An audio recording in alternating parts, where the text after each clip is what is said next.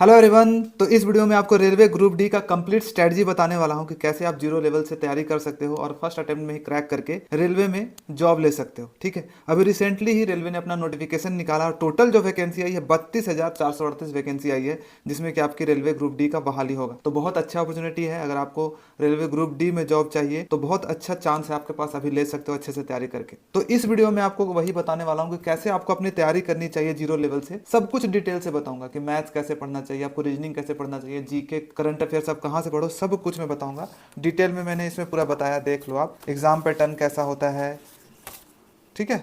तो देखो, मतलब पूरा डिटेल से मैंने इसमें सोच समझ करके ये बनाया है। तो ये वीडियो आपके लिए काफ़ी हेल्पफुल होगा। प्लस साथ में देखो, इस वीडियो में मैं आपको गिव अवे भी देने वाला हूँ 5 लोगों को। रेलवे ग्रुप डी का जो प्रैक्टिस सेट बुक है वो देने वाला हूँ, लेकिन उसके लिए कुछ छोटा सा काम करना होगा, वो आपको पता चलेगा वीडियो के बीच में कहीं। तो आप वीडियो देखोगे तभी पता चलेगा। और साथ में इस वीडियो के लास्ट में मैं कुछ टिप्स देने वाला हूँ इंपॉर्टेंट, जो आपके लिए हेल्पफुल होगा। ठीक है, और भी कुछ चीजें हैं जो कि मैं बताऊंगा। चलिए, तो सबसे पहले जान लेते हैं कि वैकेंसी कितनी आई है। तो वैकेंसी 32,438 वैकेंसी है, जो कि बढ़ भी सकता है अभी। और इसका फॉर्म अप्लाई होना शुरू हो गया है। ठीक है, 22 फरवरी तक, 23 फरवरी नहीं, 22 फरवरी तक आप इसका फॉर्म अप्लाई कर सकते हो। पोस्ट कौन कौन सा होता है रेलवे ग्रुप डी में? असिस्टेंट का पोस्ट होता है, जैसे कि वहां पे अगर जूनियर इंजीनियर वगैरह कोई काम करे तो आप उसको असिस्ट करने के लिए, ऑपरेटर के जैसा, ट्रैकमैन के जैसा हो गया, लोको पायलट को असिस्ट करने के लिए, उनका सामान वामान इधर करने के लिए। तो ये सब का जॉब होता है रेलवे ग्रुप डी में। मतलब सबसे जो मैं बोलूंगा कि लो लेवल का ये जॉब है, बट फिर भी ये गवर्नमेंट जॉब है, परमानेंट पोस्टिंग आपकी होती है इसमें। और जो सैलरी है इसमें 35,000 आपको, अगर अभी 7th पे कमीशन के हिसाब से देखा जाए तो लगभग आपको 35,000 इन हैंड सैलरी मिलेगी। ठीक है, और देखो 8th पे कमीशन आने वाला है 2026 से। मोदी गवर्नमेंट ने या फिर बीजेपी गवर्नमेंट ने इसको कर दिया है। तो लगभग इसकी जो सैलरी हो जाएगी, लगभग 50,000 के आसपास आपकी सैलरी हो जाएगी 2026 से।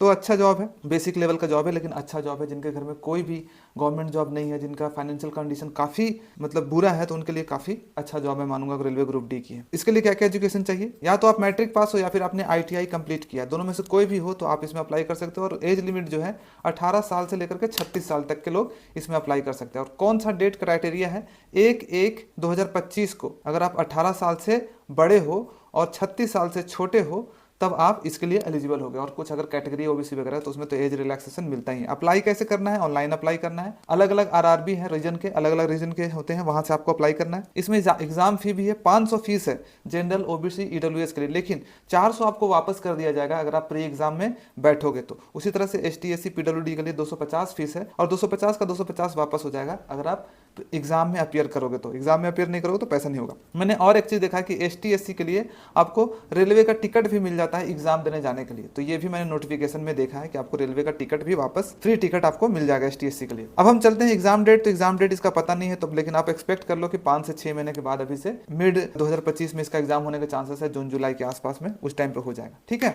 तो ये था इसके बारे में। अगर और भी कुछ आपको डिटेल चाहिए ग्रुप डी के बारे में तो आप कमेंट बॉक्स में लिख सकते हो, उसका रिप्लाई मैं कर दूंगा। अच्छा, आपको क्या क्या पता चलेगा इस वीडियो में? हम क्या क्या चीजें आपको बताने वाले हैं भाई। ये वीडियो बना रहे हैं, लंबा वीडियो है, तो क्या क्या चीजें पता चली? सबसे पहले तो पूरा रणनीति आपको पता चलेगा, कंप्लीट स्ट्रेटजी कि कैसे हमको जीरो लेवल से तैयारी करनी चाहिए अपना। ठीक है, सभी चीजें सब्जेक्ट वाइज। सिलेबस क्या है, इसका सिलेबस क्या होगा, कैसे होगा, वो सब मैं बताने वाला हूँ। क्या होगा एग्जाम, कैसे होगा एग्जाम, कैसे होता है, कहाँ कहाँ होता है, कितने नंबर का होता है, एग्जाम पैटर्न बताने वाला हूँ। फ्री कैसे पढ़ेंगे, यूट्यूब से आप फ्री कैसे पढ़ सकते हो इसको, ठीक है, वो सब बताऊंगा। किताब कौन कौन सा यूज करोगे, कौन कौन सा किताब आपको लेने होंगे, किस किताब से पढ़ सकते हो। मॉक टेस्ट इसमें जो लगाने होते हैं, प्रैक्टिस मॉक, वो कहाँ से करेंगे, और साथ में गिव अवे के बारे में बताने वाला हूं। इतना हो गया। अब होती है हमारी वीडियो की शुरुआत। ठीक है, अब वीडियो की शुरुआत कहाँ से होगी? एग्जाम पैटर्न के बारे में। मतलब एग्जाम में आएगा क्या क्या चीजें भाई, वो सबसे ज्यादा इंपॉर्टेंट है ना, हमको पता होना चाहिए ना एग्जाम में क्या आएगा। इसमें जो एग्जाम होगा ना, कंप्यूटर बेस्ड एग्जामिनेशन होगा, ये याद रखना आप। कंप्यूटर बेस्ड एग्जाम, कंप्यूटर पे एग्जाम होगा, मल्टीपल चॉइस क्वेश्चन होंगे। क्वेश्चन दिया रहेगा, 4 ऑप्शन दिए रहेंगे, आपको उसमें से चूज करना होगा। ठीक है, कौन कौन सा सब्जेक्ट पूछा जाएगा? सामान्य विज्ञान, जनरल साइंस, मैथ्स, गणित और रीजनिंग, और साथ में सामान्य ज्ञान और करंट अफेयर्स पूछा जाएगा। क्वेश्चंस कितने कितने होंगे? सामान्य ज्ञान का 25 क्वेश्चंस, गणित का 25, मानसिक क्षमता रीजनिंग का 30 क्वेश्चंस होंगे, करंट अफेयर्स और जो कि जनरल नॉलेज है आपका 20 क्वेश्चंस होंगे, और सबका 1-1 मार्क्स का क्वेश्चंस होगा। 100 क्वेश्चंस होंगे, 100 मार्क्स का होगा। टाइमिंग जो होगा 90 मिनट, 1.5 घंटे का टाइम आपको मिलेगा, और सही करने पे 1 नंबर और गलत करने पे 1/3 नंबर आपका कटेगा। तो आपको तुक्का नहीं मारना है। ये नहीं कि आप एग्जाम में जा करके बस सब आंख मूंद करके जय काली और अकड़ बकड़ बम्बे वो ये वाला लगा दिया, अकड़ बकड़ करके अपने टिक मार दिया, तो पूरा नेगेटिव हो जाएगा, मार्क्स नेगेटिव में चल जाएगा। आपको तुक्का नहीं मारना है इसमें आपको जो आते हैं वही करना है। ठीक है, तो ये है एग्जाम पैटर्न, बस ये चीजें होगी। उसके बाद एक फिजिकल टेस्ट भी है। ठीक है। ऐसा नहीं कि सिर्फ आपका एग्जाम के बेसिस पे, यहाँ से आपका मेरिट बनेगा, उसके बाद जिनका क्वालिफाई होगा उनको फिजिकल टेस्ट में बुलाया जाएगा। फिजिकल टेस्ट में मेल और फीमेल के लिए क्राइटेरिया अलग अलग है। देखो मेल में फिजिकल टेस्ट में आपको क्या करना है, 35 kg का वेट आपको दिया जाएगा और 100 मीटर तक आपको चलना है। 2 मिनट में आपको 100 मीटर चलना है 35 kg उठा करके बॉडी, ठीक है। तो देखो समझ सकते हो इसमें जॉब कैसा होगा, थोड़ा सा डिफिकल्ट वाला जॉब होगा, तभी आपका ऐसा ट्रेनिंग करवा रहे हैं। 1 किलोमीटर साथ में रनिंग होगी, 1 किलोमीटर को आपको 4 मिनट 15 सेकंड में तय कर लेना मेल के लिए। हाइट वाइट का रिक्वायरमेंट तो सब कुछ नहीं है, कितना भी हो सकता है। फीमेल के लिए क्या है, 20 kg आपको वेट उठाना है, 100 मीटर चलना है 2 मिनट में, और 1 किलोमीटर की आपको दौड़ लगानी है 5 मिनट 40 सेकंड में। तो ये आपका क्राइटेरिया है मेल और फीमेल के लिए। और साथ में उसके बाद फिर से जैसे ही इसमें पास हो जाओगे उसके बाद आपका डॉक्यूमेंट वेरिफिकेशन में आएगा, जितने नंबर ऑफ कैंडिडेट्स को लेना है बहाली उतने नंबर का वेरिफिकेशन के लिए आएगा, उसके बाद मेडिकल टेस्ट, उसके बाद आपका सिलेक्शन हो जाएगा। तो ये है एग्जाम पैटर्न, आप समझ गए होंगे मुझे लग रहा है, ठीक है। अब हम चलते हैं, सबसे पहले देखो अगर हम तैयारी किसी चीज़ का कर रहे हैं ना, तो सबसे पहले सबसे ज़्यादा जरूरी क्या होगा आपके को क्या लगता है? तो जो सबसे ज़रूरी होता है ना किसी चीज़ को तैयारी कर रहे हैं, तो वो होता है कि टारगेट बना लो भाई, कि हमको कितना टारगेट मार्क्स लाने हैं, ठीक है। जब तक आपका टारगेट नहीं रहेगा ना तो आप कैसे पहुंचोगे? जब तक हमको डेस्टिनेशन नहीं पता होता है कि हमको कहाँ जाना है, मंजिल नहीं पता होगा तो हम जा पाएंगे? नहीं जा पाएंगे। अगर ट्रेन से सफ़र करोगे, अगर कहीं आपको बोल दिया जाए कि आपको जाना है, सिर्फ बोल दिया जाना जाए, तो कहीं भटक जाओगे रास्ते में। लेकिन आपको बोल दिया जाएगा कि हाँ आपको जम्मू कश्मीर जाना है या फिर आपको तमिलनाडु जाना, तो आप फिर सर्च करोगे, अच्छा तमिलनाडु का ट्रेन कौन सा है, फिर टाइम देखोगे, फिर सब कुछ। तो उसी तरह से हमको अपना टारगेट पता होना चाहिए। तो टारगेट जरूर रखो, टारगेट हमेशा पिछले साल का जो कट ऑफ है उसका उससे ज़्यादा ही रखो ताकि आप अचीव कर सको। तो मैं इसके लिए, इस एग्जाम के लिए मैं बोलूँगा जो जनरल कैटेगरी ओबीसी डब्ल्यूएस के कि 90 प्लस आपको टारगेट रखना है, तभी आप एग्जाम में क्रैक कर पाओगे। अलग अलग रीजन का कट ऑफ अलग अलग जाता है, लेकिन 90 प्लस के बाद ही आपका सिलेक्शन होगा, क्योंकि बहुत सारे लोग अप्लाई करते हैं इसमें, ठीक है। तो अब आपको एक जर्नी तय करनी है। हो सकता है कि अभी आपका 30 मार्क्स आ रहा होगा। देखो इतना क्वेश्चन ईजी मतलब बहुत हाई लेवल के क्वेश्चन नहीं आते हैं, तो 30 मार्क्स तो आप अभी भी एग्जाम दोगे ना तो 30 मार्क्स आ जाएगा, वहाँ से आपको 90 तक पहुँचे, यानी कि 60 नंबर का रास्ता आपको तय करना है, ठीक है ना। और ये रास्ता इजी नहीं होगा, अप एंड डाउन से भरा होगा। कभी आपको अच्छे मार्क्स आएंगे, कभी आपको फ्रस्ट्रेशन लगेगा, कभी तैयारी करने का मन नहीं करेगा, लेकिन आपको ये रास्ता तय करना होगा, तभी आप 90 तक पहुंच पाओगे। आप सोचोगे कि यहीं पे मैं बैठे बैठे कोई रास्ता तय ना करूं और मेरा 90 आ जाएगा, तो नहीं आएगा, आपको फेस करना ही पड़ेगा। और इसके लिए क्या क्या चीज़ें जरूरी है, देखो मैं हमेशा बताता हूँ, बाकी मेरे जो वीडियोज़ देखते हैं उनको पता चलता होगा कि हमें सिलेबस कंप्लीट करना होता है कोई भी एग्जाम निकालने के लिए, उसका प्रैक्टिस करना होता है, previous year question paper revision करना होता है और मॉक टेस्ट लगाना होता है। ये 3 ही स्टेप फॉलो करने होते हैं। यही तीनों स्टेप को फॉलो बस अच्छे से कर लोगे तो एग्जाम हमारा निकल जाता है, ठीक है। लेकिन इसके लिए एफर्ट लगता है, ऐसा नहीं कि हम बोले और बस 2 दिन में 10 दिन में हो जाएगा, कम से कम 4-5 महीने इसमें टाइम लगेंगे, ठीक है। अब हमारा ये हो गया, हमको पता चल गया कि भाई हमको अपना टारगेट बना लिया, आपने भी टारगेट बना लिया होगा, 90 नंबर 92 नंबर जो भी अपने हिसाब से अपना बना सकते हो, लेकिन 90 प्लस मैं बोलूंगा, प्लस साथ में आपको पता चल गया सिलेबस, प्रैक्टिस और मॉक लगाने। अब हम चलते हैं एक एक करके, एक एक सब्जेक्ट पे हम कैसे कैसे टाइम देंगे, कितना हमको टारगेट रखना चाहिए, वो मैं आपको बताता हूँ, ठीक है। तो सबसे पहले हम चलते हैं जनरल साइंस पे, यानी कि सामान्य विज्ञान पे। अच्छा, सामान्य विज्ञान का सिलेबस क्या होता है भाई? 10 तक का सिलेबस होता है, एकदम इजी चीजें पूछा जाता है। जैसे फिजिक्स केमिस्ट्री बायोलॉजी आप 10 तक का जो पढ़े हो ना, उन्हीं से क्वेश्चन होता है। और कैसा कैसा क्वेश्चन होता है, जैसे पूछ लिया कि न्यूटन का 3rd लॉ क्या होता है, ठीक है, पास्कल लॉ क्या होता है, जो गाड़ी का मिरर होता है साइड मिरर, उसमें कौन सा मिरर लगा होता है, कॉनकेव की कॉन्वेक्स, कॉनकेव मिरर इसमें से किस में यूज होता है, ऐसे क्वेश्चंस होते हैं, ठीक है। कॉनकेव मिरर में हमारा इमेज अगर फोकस पे होगा तो कहाँ पे बनेगा, ये सब टाइप के क्वेश्चन होते हैं। अगर केमिस्ट्री में देख जाए तो पीरियोडिक टेबल से क्वेश्चन पूछ सकता है कि मेटल का क्या क्या गुण होते हैं, और गोल्ड को वैज्ञानिक नाम से क्या बोला जाता है, पेरिस ऑफ प्लास्टर का जो फॉर्मूला केमिकल फॉर्मूला क्या है, बेकिंग सोडा का केमिकल फॉर्मूला क्या है। तो ये सब केमिस्ट्री में क्वेश्चन पूछा जा सकता है। बायोलॉजी में आई से पूछा जा सकता है कि हमारा जो प्रतिबिंब बनता है कहाँ पे बनता है, जब हम कुछ चीज़ देखते हैं तो रेटिना पे बनता है, कहाँ पे बनता है। लीवर से क्वेश्चन पूछा जा सकता है कि हमारा लीवर का क्या काम होता है, सबसे बड़ा ग्लैंड कौन सा होता है, किडनी हमारा क्या काम करता है। तो ये सब क्वेश्चन बेसिक जो क्वेश्चंस होते हैं। अब वायरस से क्वेश्चन पूछा जाता है, कौन सा वायरस है, कौन सी बीमारी होता है, और बायोलॉजी के जनक किसको बोला जाता है, केमिस्ट्री के जनक किसको बोला जाता है, ये सब टाइप के इजी क्वेश्चन पूछे जाते हैं। तो 10th लेवल के अगर आप पढ़ लोगे तो हो जाएगा भाई। अब आपको सिलेबस तो हमको पता चल गया कि क्या क्या पूछा जाता है, हम कैसे करेंगे, कैसे सिलेबस। देखो सिलेबस कंप्लीट करना जनरल साइंस को ना, तो आपको एक नोट्स कॉपी बनाना पड़ेगा प्रॉपर। या तो नोट्स, 2 तरीका मैं बोलता हूँ, या तो अपना नोट्स कॉपी बना लो, या फिर आपके पास कोई अच्छी सी बुक होनी चाहिए, जैसे कि लूसेंट की हो गई, किरण की भी बुक्स आती है, बायोलॉजी का अलग, फिजिक्स का अलग, केमिस्ट्री का अलग, कमांड वाला भी बुक आता है। कोई भी एक बुक लेकर के आप वहां से पढ़ सकते हो, ठीक है। या फिर यूट्यूब पे videos railway group D general science लिखोगे ना तो आपको प्लेलिस्ट आ जाएगा वीडियो, ठीक है, वीडियो बहुत सारे आ जाएंगे। अब उसको एक एक करके आपको सिलेबस के हिसाब से फिजिक्स केमिस्ट्री बायोलॉजी का नोट्स कॉपी बना लो, ठीक है। आप सर्च करोगे railway group D general science complete videos, complete playlist search करोगे, थोड़ा सा टाइम लगाओगे तो आपको वीडियोस मिल जाएंगे। जहां अच्छा लग रहा है अपना नोट्स कॉपी वहां से बना लो, ठीक है। अगर आप इतना नहीं लगाना चाहते दिमाग वगैरह तो आप बहुत सारे बैच भी बिकते रहते हैं रेलवे ग्रुप डी का आपको, ठीक है। जनरल साइंस का या फिर पूरा कंप्लीट बैच भी मिलता रहता है, आप वहां से पढ़ सकते हो। जो टीचर पढ़ा रहे हैं चुपचाप उसको भी फॉलो करोगे तो हो जाएगा, ठीक है। अगर आपको लगता है कि नहीं यूट्यूब से मेरे को दिक्कत हो जाएगी, पता नहीं क्या मैं पढ़ लूंगा, तो ये कर सकते हो। प्लस नोट्स कॉपी जरूर बनाना, मैं बोलूंगा इसका नोट्स कॉपी नहीं बनाओगे तो दिक्कत हो जाएगी, ठीक है। और या फिर बुक से आप पढ़ सकते हो, बुक से बार बार आपको याद करना है, रट्टा मारना है। एक तरह से बोलो कि रट्टा मारोगे, जनरल साइंस में यही कर सकते हो। इसमें कुछ समझने वाली चीजें नहीं होती है, फिजिक्स केमिस्ट्री सब चीज को रट्टा मार लो, थोड़ा मोड़ा समझ लो, ठीक है। और अपना नोट्स कॉपी बनाओ किसी भी हालत में, ठीक है। और यही आपका नोट्स कॉपी ना आगे भी हेल्प करेगा। देखो कभी कभी किसी को मन करता है कि हम रेलवे ग्रुप डी के बाद आगे की तैयारी भी करें, जैसे सीजीएल की तैयारी करें, सीएचएसएल की तैयारी करें, तो अगर आपका नोट्स कॉपी बना रहेगा ना तो यही सब चीजें पूछा जाता है एसएससी के एग्जाम में भी, तो वहां पे आपका ये वाला चीजें हेल्प आएगी। तो इसलिए नोट्स कॉपी बनाना जरूरी होता है। एक बार एफर्ट लगता है लेकिन बाद में काफी हेल्प होता है। आई होप कि समझ में आ गया होगा। आपको यहाँ से करना है, एक एक चीजें कंप्लीट करनी है, उसके बाद नोट्स कॉपी बनाना। अब नोट्स कॉपी बनाने के बाद सिर्फ उतना ही नहीं करना, अब प्रैक्टिस भी करना है। जैसे कि मान लो आपने फिजिक्स पढ़ लिया, 2-3 चैप्टर उसका पढ़ लिया फिजिक्स का, या फिर फिजिक्स का नोट्स कॉपी बहुत अच्छे से तैयारी करके उसको बार बार रिवाइज करके अब हमको क्या करना है, उसको प्रैक्टिस करना है। प्रैक्टिस एमसीक्यू क्वेश्चन है फिजिक्स का करना, तो कहाँ से कर सकते हो, किरण पब्लिकेशन की बुक आती है चैप्टर वाइज वाली, आप वहां से कर सकते हो, ठीक है। या फिर बहुत सारे मैराथन वीडियोज भी आते हैं यूट्यूब पे, आप सर्च करोगे फिजिक्स का तो फिजिक्स का 5 घंटे का मैराथन वीडियो मिल जाएगा। केमिस्ट्री का ग्रुप डी का, रेलवे ग्रुप डी का मैराथन वीडियोस आपको 5 घंटे का, 6 घंटे का, 10 घंटे का ऐसे मिल जाता है, वहां कर लो। और इनको ना बस सेव करके इन्हीं को 2-3 बार इन वीडियोस को देख लो। 2-3 बार वीडियोस देख लोगे अपना नोट्स कॉपी बनाने के बाद ना, तो आपका बस यहीं से काम चल जाएगा, ठीक है। तो बुक से कर सकते हो, किरण पब्लिकेशन बुक ये भी अच्छी है, यहाँ से आप बार बार प्रैक्टिस कर सकते हो। या और बीच बीच में क्या कर सकते हो कि मैराथन का वीडियो भी सेव कर लो और बार बार में देखते रहो। कहीं पे मान लो कि आप ट्रैवल कर रहे हो तो मैराथन की वीडियोस है, तेजी से 2 गुना करके, 2 गुना स्पीड करके आप फटाफट आप निकाल सकते हो। 5 घंटे का वीडियो 2 घंटे में निकाल सकते हो। थोड़ा मोड़ा मेहनत आपको करना पड़ेगा, मेहनत नहीं करोगे तो नहीं होगा। ये जो 15 घंटे का वीडियोस आप देख लोगे ना, 15 घंटे का वीडियो 4-5 बार देख लोगे तो बहुत चीजें यहीं से आपकी भिड़ जाएगी जनरल साइंस में। और प्रैक्टिस करना पड़ेगा आपको बुक से। फ्री वीडियोज के लिए आप कहाँ से देख सकते हो, ठीक है। अगर आपको फ्री वीडियोज देखना है जनरल साइंस का तो उत्कर्ष क्लासेस का प्रकाश सर का सर्च करोगे प्लेलिस्ट तो आपको यहाँ पे मिल जाएगा। मैंने यूट्यूब पे सर्च किया तो मुझे ये वाला वीडियो अच्छा लगा तो आप यहाँ से कर सकते हो। अब पहला मुझे जनरल साइंस का हो गया लगभग कि आप कैसे कर सकते हो, ठीक है। अच्छा, इसका मैंने टारगेट आपको बताया नहीं कितना, तो टारगेट जो इसमें होना चाहिए ना आपका जनरल साइंस में 20 से 25 मार्क्स, 20 से 22 मार्क्स का होना चाहिए, ठीक है जनरल साइंस में। और 2 घंटे टाइम आपको डेली इसके हिसाब से दोगे तो सही रहेगा जनरल साइंस में। अब हम चलते हैं गणित में। गणित में आपको 25 में 25 मार्क्स लाने हैं और आ भी सकता है आराम से, कोई दिक्कत वाली बात नहीं है। बहुत ईजी क्वेश्चन पूछे जाते हैं और 1-2 घंटे का समय हर दिन, 1 से 2 घंटे का, 1.5 से 2 घंटे बोल सकते हो कि समय देना आपको। अब हम चलते हैं कि अब कैसे करेंगे भाई, तैयारी कैसे करेंगे।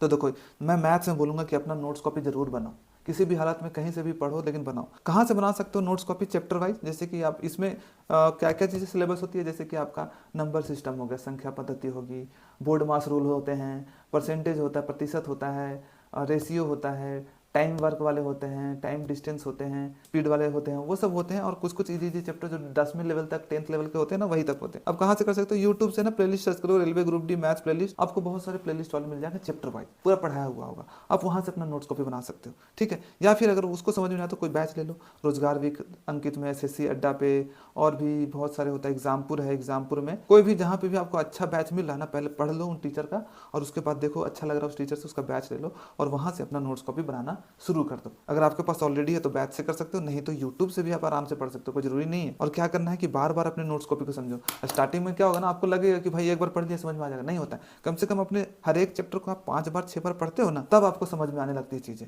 तो हमेशा ये करो। मान लो कि एक चैप्टर में 50 से 70 क्वेश्चन बना लिखे एक चैप्टर में, परसेंटेज में 50 से 60 क्वेश्चन आपको टीचर ने करवा दिया, इससे ज्यादा करने की जरूरत नहीं है। इन्हीं को ना 4 बार 5 बार सॉल्व करो। जब इनको पूरा अच्छे से सॉल्व करना सीख जाओगे कि कैसे सॉल्व करते हैं, इसके पीछे का कॉन्सेप्ट क्या है, तब जाकर के आपको क्या करना है, प्रैक्टिस करना है प्रीवियस ईयर का क्वेश्चन पेपर। और कहाँ से कर सकते हो, किरण पब्लिकेशन की बुक आती है, बेस्ट बुक इन्हीं की आती है रेलवे के कैटेगरी में, बाकी कैटेगरी में भी आती है, तो आप यहाँ से अपना प्रैक्टिस कर सकते हो। बाकी अदर भी बुक्स होगा, हो सकता है कि आप जहाँ से बैच लोगे आप वहाँ पे असाइनमेंट मिल रहा होगा, आप वहाँ से भी कर सकते हो। तो कोई एक जगह से करना है, ठीक है। तो यहाँ से कर सकते हो यार, यहाँ से कर सकते हो। क्वेश्चन प्रैक्टिस करना चैप्टर वाइज। मान लो आपने प्रतिशत पढ़ा तो प्रतिशत आप इस वाला बुक उठाना, प्रतिशत के 50-60 क्वेश्चन होंगे, पहले अपना नोट्स कॉपी को अच्छे से कर लेना, फिर यहाँ से कर लेना आप, या फिर आपको असाइनमेंट मिलता है तो वहाँ से कर लेना। और बीच बीच में मैं बोलूंगा कि सेक्शनल टेस्ट लगाते जाना। जो बुक लोगे आप ना, उसी में 25-25 क्वेश्चन का कभी कभी सेक्शनल टेस्ट होगा। मान लो आपने 4-5 चैप्टर पढ़ लिए तो बीच बीच में जब सेक्शनल टेस्ट लगाओगे ना तो आपको मिक्स क्वेश्चन मिल जाएंगे, ठीक है। तो हर 2-3 चैप्टर के बाद रिवीजन भी कर लेना। एक बात और याद रखना है कि हमें सिर्फ आगे नहीं बढ़ते जाना है कि परसेंटेज कर लिए, बोर्ड मास कर लिए, लिए, उसके बाद हम रेशियो प्रोपोर्शन कर लिए, अब हम आगे बढ़ते जा रहे हैं, पीछे का देख ही नहीं, आप भूल जाओगे। हर एक 2-3 चैप्टर के बाद अपने आप को सांस लेना है थोड़ा सा। मैं बोलूंगा सब लोग रिकॉर्डेड बैच लेना, अगर बैच लेना होगा ना तो रिकॉर्डेड बैच लेना, ताकि आप अपने स्पीड के हिसाब से पढ़ सको, टीचर के स्पीड से नहीं, अपना हिसाब से पढ़ना।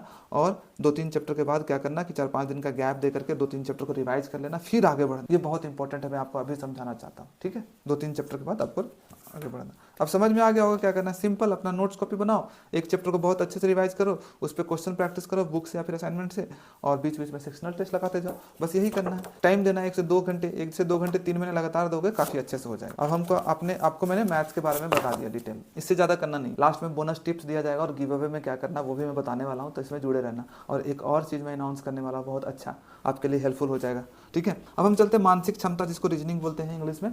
तो इसमें 1 घंटा डेली दो काफी है, 30 क्वेश्चन पूछे जाते हैं, 1 से 1.5 घंटे इसमें टाइम देना, और 30 में 30 इसमें हमको अपना टारगेट रखना, और 30 में 30 मार्क्स आ जाते हैं, ठीक है। इसमें भी सेम टू सेम जैसे मैथ्स में बोला ना कि आपको अपना नोट्स कॉपी बनाना है। नोट्स कॉपी नहीं बनाओगे ना तो हम चीज़ें बहुत जल्दी भूल जाते हैं। हमें लगता है कि हमें याद है चीज़ें, हम एक बार पढ़ लिए टीचर से तो लगेगा कि यार अब तो याद होगा, कभी नहीं भूलेंगे, लेकिन 2 घंटे 4 घंटे 1 दिन के बाद आप चीज़ें भूल जाते हो। तो आपको क्या करना है, चैप्टर वाइज नोट्स बनाना है, ये बहुत जरूरी है, ओके। और कहाँ से बना सकते हो, यहाँ से भी यूट्यूब से फ्री वीडियोस देख सकते हो। सर्च करोगे ना railway group D reasoning playlist, आपको बहुत सारे आ जाएंगे। आप वहाँ उसमें से 3-4 टीचर का पढ़ के देख लेना, प्लेलिस्ट में देख लेना क्या क्या चीज़ें, कौन कौन सा चैप्टर है। अपना सिलेबस, हाँ एक काम करना कि सिलेबस ना मैथ इंग्लिश रीजनिंग जीके करना अपना चिपका लेना सामने, सिलेबस जो इसका है।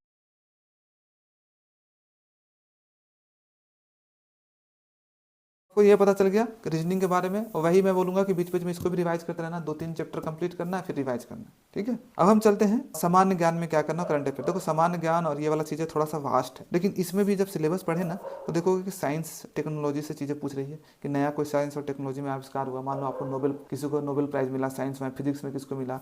खेल के बारे में पूछता रहता है कि कौन सा प्लेयर अभी किसको अर्जुन अवार्ड मिला, कौन सा प्लेयर IPL में नया मिला, और इंडियन कैप्टन कौन है, अभी हॉकी के कैप्टन कौन है, अभी हमारे इंडियन टीम में जो टेनिस जो जीता था कौन जीता, ऐसे पूछ सकता है। पर्सनालिटीज के बारे में पूछ सकता है, किसी का अपॉइंटमेंट हुआ, जैसे RBI का गवर्नर हो गया, कहीं पर नया कोई CM बना, RBI का गवर्नर हो गया, कोई स्टेट का गवर्नर हो गया, तो ये सब चीज़ें के बारे में पूछता रहता है।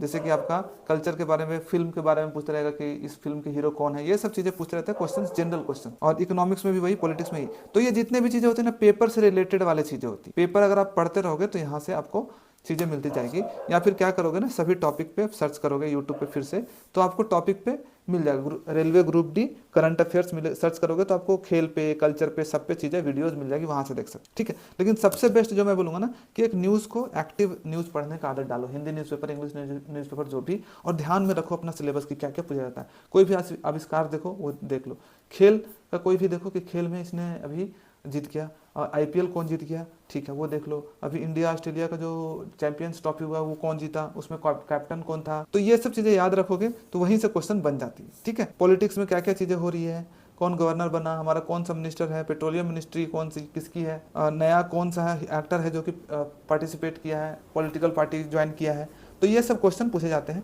तो ये न्यूज़ से हमको बहुत पता चलता है, बस न्यूज़ पढ़ते जाओ, आप वहाँ से ज़्यादा क्वेश्चन कर पाओगे, ठीक है। तो न्यूज़ तो पढ़ते रहोगे, ये 50% आपका काम होगा न्यूज़ पढ़ने से। और 50% क्या करना है ना, रेगुलर करंट अफेयर्स का वीडियो देखो। आप करंट अफेयर्स का वीडियो भी मिलता रहता है, मंथली के बेसिस पे मिल जाएगा आपको, डेली के बेसिस पे मिल जाएगा। पर मैं बोलूँगा ना कि मंथली जो होता है ना करंट अफेयर्स, लास्ट 1 साल का, आप वो देखते रहो। जैसे 2025 में दे रहे हो तो 2024 का पूरा करंट अफेयर्स आपको होना चाहिए। जनवरी 2024 करंट अफेयर्स, फरवरी 2024 का करंट अफेयर्स, जनवरी फरवरी पूरा आपको अच्छे से कर लेना है, ठीक है।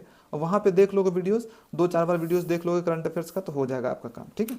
अब बीच बीच में रिवीजन करते रहो जो वीडियो देख रहे हो उसको, ठीक है। न्यूज़पेपर बेस्ट है आपको अगर ये सामान्य ज्ञान और करंट अफेयर्स को चीज़ों को करना है तो, ठीक है। इसमें 1 घंटा टाइम देना, न्यूज़पेपर पढ़ लोगे और आधे घंटे का वीडियो देख लोगे, इसके लिए काफ़ी हो जाएगा। तो आपको 5 से 6 घंटे का डेली टाइम देना है, काफ़ी चीज़ें हो जाएगा। अच्छा, अब हम चलते हैं, देखो ये हमारा 4 सब्जेक्ट का पढ़ाई हो गया कि हम कैसे पढ़ सकते हैं। मैंने टाइम जो बता दिया, आप अपने हिसाब से कभी भी पढ़ सकते हो। ऐसा जरूरी नहीं है कि ये वाला सुबह ये वाला शाम, ऐसा फिक्स मत करना। बस हर दिन आप पढ़ने की कोशिश करना। किसी किसी दिन हो सकता है कि आपने जनरल साइंस पढ़ लिया तो जनरल करंट अफेयर्स पढ़ने का मन नहीं करा, कोई बात नहीं, किसी दिन छोड़ देना, 3 ही सब्जेक्ट पढ़ना, ठीक है। अगले दिन बाकी सब्जेक्ट पढ़ लेना। ऐसे कर सकते हो कि किसी दिन जनरल साइंस छोड़ करके हम करंट अफेयर्स ही ज़्यादा टाइम पढ़ लिए, तो ऐसा कर सकते हो, ठीक है, अपने हिसाब से। लेकिन आपको मेन काम क्या करना है कि सिलेबस कंप्लीट करना, उसको अच्छे से करना। अब हम चलते हैं मॉक टेस्ट। देखो मॉक टेस्ट बहुत इंपॉर्टेंट है, अगर आपको एग्जाम में एक बार में निकालना है ना तो मॉक टेस्ट लगाना ही पड़ेगा। मॉक टेस्ट नहीं लगाओगे तो आपका एग्जाम में इंप्रूवमेंट नहीं होगा। अच्छा, मॉक टेस्ट लगाना कब से चाहिए, बहुत लोगों का सवाल ये आता है, और कहाँ से लगाना चाहिए। कब से लगाना चाहिए और कहाँ से लगाना। तो देखो लगाना तो मैं बोलूँगा कि स्टार्टिंग से ही लगाना शुरू कर दो। 10th लेवल का क्वेश्चन होता है, आप 10th अभी अभी हाल फिलहाल में ही पढ़ के पास हुए होगे, हो सकता है आप में से कोई 12th ग्रेजुएशन भी कंप्लीट किए होगे, वो भी एग्जाम दे रहे हो, तो 10th लेवल का क्वेश्चन तो आप 50% तो ऐसे ही बना सकते हैं, ठीक है, बिना कुछ पढ़े हुए। तो आप जब स्टार्टिंग से ही आप दोगे ना तो क्या होगा, आपको क्वेश्चन लेवल पता चलेगा किस टाइप के क्वेश्चन पूछे जाते हैं, करंट अफेयर्स में किस टाइप का क्वेश्चन पूछा जाता है। तो आप क्या करोगे, जब आप क्वेश्चंस देखोगे और जब आप पेपर पढ़ोगे तो आपको रिलेट होगा, अरे इस टाइप के तो क्वेश्चन पूछे जा रहे थे, कौन सा नया सीएम बना है इस स्टेट का, कौन सी पार्टी जीती है, तो ये सब तो मेरा काम आएगा, हमको अच्छे से पढ़ना चाहिए। अच्छा कौन सा गेम में कौन जीता। तो आप जब पढ़ते हो ना क्वेश्चन, प्रैक्टिस मॉक लगाते हो, तो आपको पैटर्न का पता चलता है कि किस टाइप के क्वेश्चन पूछे जाते हैं, क्योंकि जो मॉक टेस्ट बनाने वाले होते हैं ना वो उसी टाइप से मॉक टेस्ट बनाते हैं जैसा कि प्रीवियस ईयर क्वेश्चन पेपर होता है या फिर आने वाला होता है। तो हमें बहुत कुछ पता चलता है मॉक टेस्ट लगाने से, ठीक है। और आपका रिवीजन भी होता रहता है। मान लो आपने 2-3 चैप्टर पढ़ लिए हैं तो उनके क्वेश्चन तो आपको आएंगे, उन क्वेश्चन को आपको सॉल्व करना होता है, तो रिवीजन के जैसा भी होता है। अब कितना लगाना चाहिए मैं बता देता हूँ, चलो आपकी सहूलियत के लिए। जब आपका 0% से 50% तक का सिलेबस कंप्लीट हो तो वीकली आप एक मॉक लगाओ, सैटरडे या संडे को एक मॉक या फिर किसी दिन मॉक लगा लो और एक दिन उसका एनालिसिस करो। एनालिसिस का मतलब होता है मॉक को देख लो भाई, कहाँ गलती किए हैं, कहाँ सही किए हैं, कहाँ पे हम बना सकते थे, कौन सा चैप्टर, तो वो सब चीज़ें देखनी है। जब आपका 50 से 80% सिलेबस आपको लगे कि 50% से 80% मेरा सिलेबस कंप्लीट हो गया, तो वीकली 2 से 3 मॉक लगाना शुरू कर दो, तब ज़्यादा ज़रूरत है। और जब आपका 80 से 100% सिलेबस कंप्लीट हो गया लगभग, आपने सब कुछ का नोट्स कॉपी बना लिया, मैथ्स का भी, रीजनिंग का भी बना लिया रिवीजन, जीएस का भी, जनरल साइंस का भी बना लिया है, तब आपको डेली एक एक मॉक टेस्ट लगाना शुरू कर देना होगा, क्योंकि मॉक टेस्ट से ही आपका मार्क्स इंप्रूव होगा और इसी से, ठीक है। देखो मॉक देने का फायदा क्या होता है कि मॉक से आपका रिवीजन होता है, हर एक चैप्टर का कुछ कुछ क्वेश्चन मिल जाता है, तो हर एक चैप्टर का रिवीजन, आपका प्रैक्टिस होता है, प्रैक्टिस बढ़ता है सभी चीज़ों का। और आपको क्या होगा ना, इससे देने से ना आपको फिर फियर कम लगेगा एग्जाम हॉल में, क्योंकि आप बहुत सारे मॉक टेस्ट लगा चुके हो, तो आपको उतना डर नहीं लगेगा, आपका टाइमिंग भी सुधरेगा कि कैसे कम टाइम में सॉल्व करना है, टैकल करने का एबिलिटी आएगा कंप्यूटर पे एग्जाम, तो वो करना है। अच्छा कहाँ से लगाना हो, तो देखो मैं स्टार्टिंग में जो बोलूँगा ना, जब तक कि आपका सिलेबस कंप्लीट तब तक आपको बुक से देने हैं। बुक से मैं इसलिए बोल रहा हूँ ना कि स्टार्टिंग से ही आप ऑनलाइन दोगे ना तो टाइम बहुत जल्दी जल्दी पार हो जाता है, 90 मिनट पता नहीं चलेगा, आपको देने का भी मन नहीं करेगा। लेकिन बुक से आप क्या कर सकते हो ना, छाट छाट के क्वेश्चन बना सकते हो स्टार्टिंग में, क्या ये करना है, ये करना है, ये वाले मेरे चैप्टर का है तेजी से, तो मैं बोलूँगा स्टार्टिंग से बुक से कर सकते हो। इसके लिए किरण पब्लिकेशन की जो प्रैक्टिस बुक आती है, जिसको मैं गिव अवे भी करने वाला हूँ आपको, आप यहाँ से कर सकते हो प्रैक्टिस, ठीक है, ठीक है। वो मॉक की बुक आएगी, आपको बहुत सारे सेट्स मिले होंगे, एक एक सेट करके करते जाना आप, ठीक है। मॉक टेस्ट लगाना वीकली, एक एक मॉक टेस्ट, और सिलेबस जब आपका कंप्लीट हो जाएगा ना तब आप ऑनलाइन जा सकते हो, ठीक है। और ऑनलाइन क्योंकि अल्टीमेटली आपको एग्जाम हॉल में ऑनलाइन ही देना, तो ऑनलाइन की प्रैक्टिस आपको होनी चाहिए। ऑनलाइन के लिए मैं बोलूँगा लैपटॉप पे दोगे तो टेस्टबुक.com, और नहीं तो ऐप पे टेस्टबुक का आता है, तो आप इसका परचेस कर सकते हो। इसमें आपको एग्जाम मिल जाएगा, आपको रेलवे ग्रुप डी का एकदम पूरा प्रैक्टिस सेट मिल जाएगा, बहुत सारे आप दे सकते हो, ठीक है। और अगर आप परचेस नहीं किए हो, परचेस करना चाहते हो, तो इसमें कुछ चार्जेस लगते हैं, और अगर आप टॉपर कूपन कोड यूज़ करोगे ना तो कुछ एक्स्ट्रा डिस्काउंट भी मिल जाएगा आपको, ठीक है। तो आप ये वाला ले सकते हो, बीच बीच में आप ऑनलाइन प्रैक्टिस भी करते रहना, ताकि आपकी आदत बनने रहे ऑनलाइन देने का, सिर्फ ये नहीं कि आप सिर्फ बुक से दे रहे हो, ठीक है। और टेक्स्ट बुक में डिटेल सॉल्यूशन वगैरह, टेक्स्ट बुक प्लेटफॉर्म सबसे बेस्ट है मैं बोलूँगा ऑनलाइन मॉक टेस्ट के लिए, ठीक है, अभी तक तो मार्केट में। अब कितना मॉक लगाना चाहिए वो भी इंपॉर्टेंट है। देखो मॉक टेस्ट कम से कम मैं बोलूँगा ना कि 100 मॉक टेस्ट पूरा जब स्टार्टिंग से लगाना शुरू किए हो, और जब आप एग्जाम से पहले जाओगे तो 100 मॉक टेस्ट आपके पूरे होने चाहिए, तभी मैं बोलूँगा कि आपकी तैयारी अच्छी है। तो 100 मॉक टेस्ट का आपको टारगेट रखना है कि एग्जाम से पहले दे करके जाओ प्रैक्टिस मॉक, ठीक है। देखो मॉक के टास्क साथ साथ मैं बोलूँगा सिर्फ मॉक ही इंपॉर्टेंट नहीं, उसके साथ उसका एनालिसिस भी बहुत इंपॉर्टेंट है। मॉक का आपको एनालिसिस भी करने आना चाहिए। अब एनालिसिस कैसे करते हैं भाई, ऐसा नहीं कि आपने मॉक लगाया और मॉक लगा करके बस बंद करके अब चले गए, वैसे करने से कोई फायदा नहीं होगा। कि मॉक टेस्ट का एनालिसिस कैसे करते हैं, तो जैसे बुक से कर रहे हो ना तो हाइलाइटर से हाईलाइट कर दो।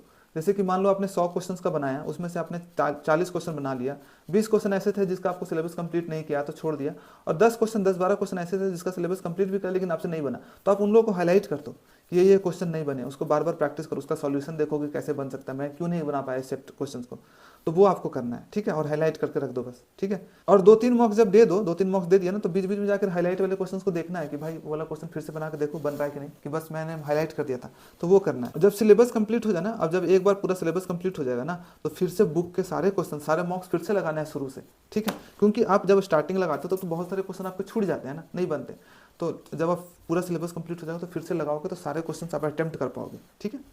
और ऑनलाइन मॉक टेस्ट के लिए, एनालिसिस के लिए मैं बोलूँगा कि मॉक की कॉपी बना लो। ऑनलाइन तो तब दोगे ना जब आप 80% 90% आपका सिलेबस, 100% सिलेबस कंप्लीट हो जाएगा, तब दोगे। तब मैं बोलूँगा एक मॉक की कॉपी बनानी है आपको। और जब भी मॉक लगाना है तो मॉक लगाने के बाद मान लो मैथ से कुछ क्वेश्चन नहीं बने, रीजनिंग से कुछ क्वेश्चन नहीं बने, जीके करंट से नहीं बने, तो उनको कॉपी में लिख लेना है। मॉक की कॉपी में अलग अलग सेक्शन कर देना है, मैथ का अलग 15-20 पेज, रीजनिंग का 15-30-40 पेज रख देना देना, छोड़ देना, और जीके का और मैथ के क्वेश्चन जो नहीं बनते ना उनको लिख लेना सोल्यूशन के साथ। मैथ में रीजनिंग का जो नहीं बना 3-4 क्वेश्चन उसको लिख लेना, मान लो जीके का कुछ क्वेश्चन है उसको लिख लेना, ठीक है। और सभी क्वेश्चन को बीच बीच में देखते रहना, ठीक है, ताकि आपको छूटे ना, फिर से दोबारा ये क्वेश्चन आए तो। और जो क्वेश्चन नहीं बना उसे लिख लेना उस कॉपी में और देखते रहना, रिवाइज करते रहना बीच बीच में अपना मॉक की कॉपी। ये बहुत अच्छा टैक्टिस है अगर आपको मॉक में मार्क्स इंप्रूव करना है तो। और रेगुलर आपको मॉक लगाते रहना है। मॉक लगाते रहोगे, मॉक में मार्क्स ना, एक चीज़ और मैं बता रहा हूँ, मॉक का जो मार्क्स है फ्लैक्चुएट होता है, कभी ऊपर नीचे ऐसे होते रहेगा आपका, ठीक है। जैसे मान लो कि आपने 40 से स्टार्ट किया ना तो 40 से 50 जाएगा, 50 से 52 चला जाएगा, फिर स्थानिक से 45 में चला जाएगा, फिर उसके बाद 55 चला जाएगा, फिर चला जाएगा 48 चला जाएगा। तो ऐसे करके धीरे धीरे करके मार्क्स इंप्रूव होता है। लेकिन डेफिनेटली अगर रेगुलर करते जाओगे तो मॉक में मार्क्स बढ़ते हैं। अब हम चलते हैं गिव अवे के बाद। जो मैंने बोला था कि गिव अवे में दूंगा, तो गिव अवे में आपको क्या करना है भाई, ठीक है। तो गिव अवे में देखो आपको क्या करना है, आपको 5 बुक देने वाला हूं मैं, practice set book crane publication के लिए। इसके लिए क्या करना है, आपको कमेंट बॉक्स में लिखना है, नाम लिखना है और आपका शहर लिखना है। मान लो आपका नाम राहुल है, राहुल फ्रॉम पटना, तो राहुल पटना लिख सकते हो। उसके बाद आपको इस वीडियो से क्या चीज़ें सीखने को मिली आप लिख सकते हो, हिंदी और इंग्लिश में। 2-3 चीज़ें आपने क्या सीखा इस वीडियो से, क्या हेल्पफुल रहा आपके लिए, तो वो लिख सकते हो, ठीक है। वो बहुत इंपॉर्टेंट।